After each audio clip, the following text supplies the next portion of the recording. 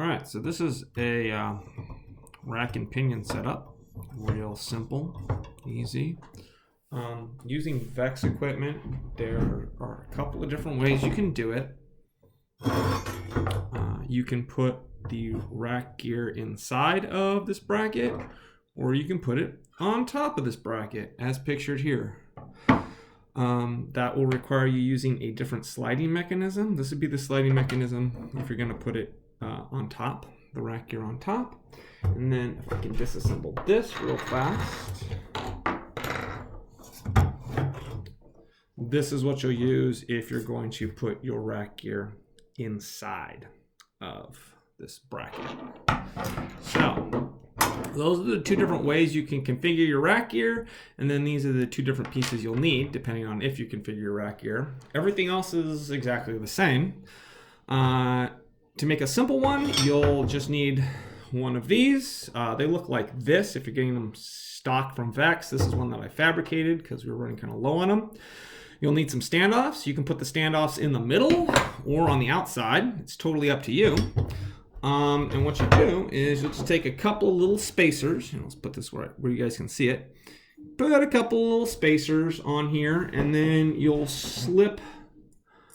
Let's see here, we're going to do this guy, and we'll put another one on the other side, and then what we'll do is we'll just put a screw up through it, and then we'll mount this sliding gear to the whole thing. So put this here.